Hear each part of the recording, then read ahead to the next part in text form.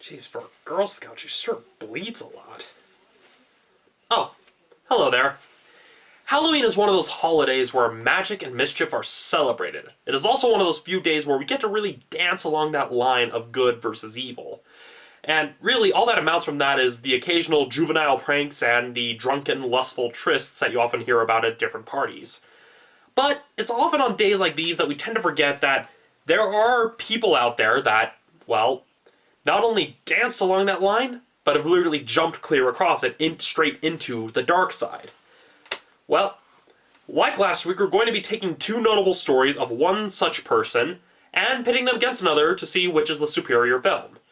In this corner, we have the 1978 film by John Carpenter, Halloween, and in this corner, we have the 2007 remake by Rob Zombie. Let's get started.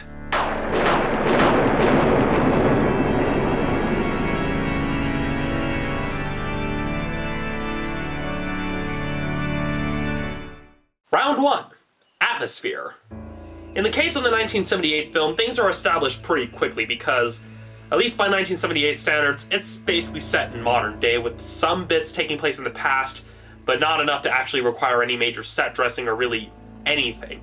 You just see a brief scene taking place in 1963, and then the rest of the film takes place in 1978, which is essentially modern day, and that's that. The biggest thing I have to say about this film is that it builds up its scares and its eeriness solely through the cinematography and the editing. The way everything is shot, framed, and edited, that's where all the scares really come from. I mean, it doesn't rely on any fancy special effects or fancy slow motion things, or even a whole lot of special effects with blood even. It's literally solely through how it's shot, how it's edited, and just what we are shown and what we aren't shown. And that's really where most of the suspense is built. In the case of the Rob Zombie remake, a lot of the same stuff can be said, but let's just say it suffers some of the modern pitfalls with modern filmmaking. Notable one is the handheld shaky cam that makes you so queasy when you look at it that you have to make sure you're in a well-lit room when you watch it. And it also has some pointless tilted angles. You're making a slasher movie, not an episode of Batman. The Rob Zombie version does some creative stuff with lighting and certain shots, and I've got to admit the stuff with Michael making the masks while he's in the hospital also added some additional creepiness, so there are some good points to it, but really all the added gore just makes it way too much. It just kind of kills it. So in the case of Atmosphere, this round's going to the 1978 version. Really, it's just a case of less is more. Round 2, Story. Oh boy. The story in Halloween, when you really look at it, is very, very simple. It's essentially the same as any of the monster movies from the 40s. Except in this case, instead of it being a source from beyond the grave or some sort of paranormal specter, it's literally a human who has no clear motivations or no clear reason for doing the things he's doing. He's just doing them. It's the fact that we don't know his emotions, we don't even see most of his face during most of the film. That's pretty much part of what's terrifying because he's not even really human.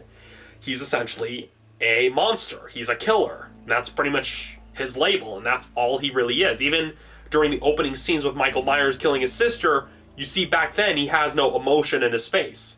And in fact, he's wearing a mask during the time that he's actually doing the deed. It's a simple slasher film, but it tells a story pretty well. It's paced well, and the kills are kept very spaced out. You have one kill at the beginning, and then the rest of the kills don't take place until the latter half of the second act, and then during most of the third act is when the rest of the kills occur. And that's a lot of movie to allow some breathing room between the kills. Because if you have too many kills close to each other, then the shock is gone, the fear is gone. And that's the biggest problem with the 2007 version. I understand you're wanting to establish that Michael Myers came from a broken home, and yes, I may be hearing that, hey, that's how broken homes actually are, but that's not really the point here. Thing is, all they really added is that they essentially take almost an hour to show us something that could just as easily be shown in 5 or 10 minutes or less. The way it was written in the original film is that the kill was essentially out of the blue. It's not something that they really expected.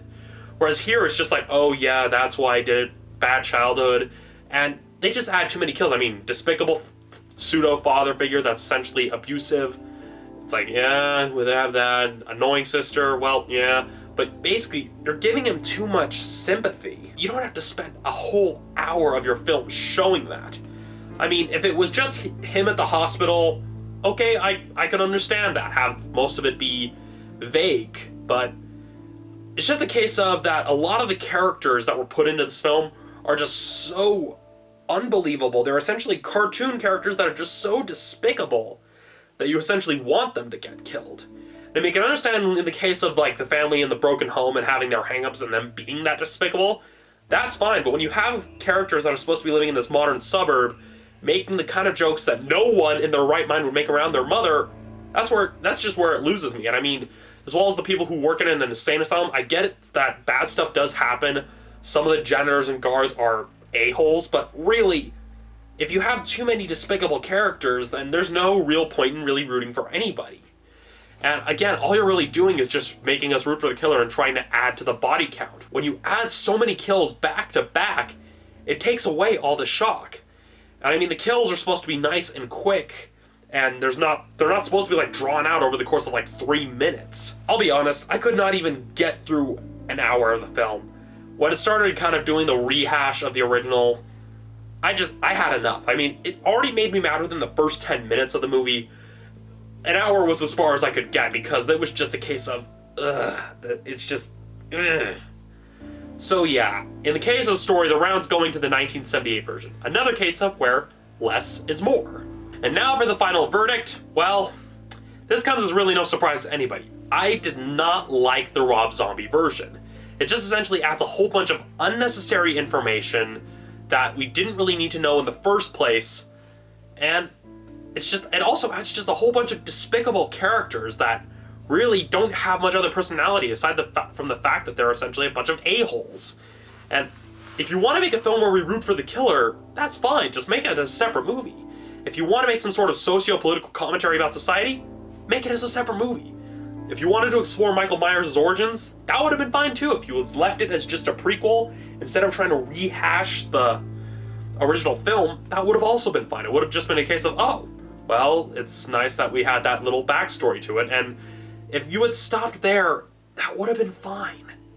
But no, it just kept going and going and going and going to the point where I'm just like, I've had enough. Yeah, the Rob Zombie version's not that good. The original wins. It's no contest, like, at all. With that, we bring a close to Monster Clash 2012. To reiterate, the previous winners were the 1931 version of Frankenstein, the 1992 version of Dracula, and the 1978 version of Halloween. While the films in the other fights had their merits, the Rob Zombie Halloween is the only film I really suggest that you out and out avoid. And that's all I have to say about that. I hope you all have a happy Halloween, and, well, be sure to lock your doors, your windows, and, well, have all the impromptu weapons strategically and conveniently placed should a monster actually make it to your front door or hallway, depending on whether or not you live in a house or in an apartment. Because, as Edward Van Sloan said, just remember, there are such things.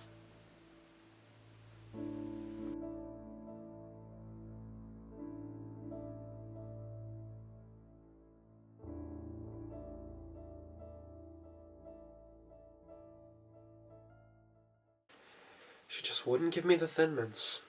All she had to do was give me the Thin Mints. She would have gone on her merry way, moved on to the next house. But no, she had to put up a fight. She had to scream. She had to beg. What are you looking at?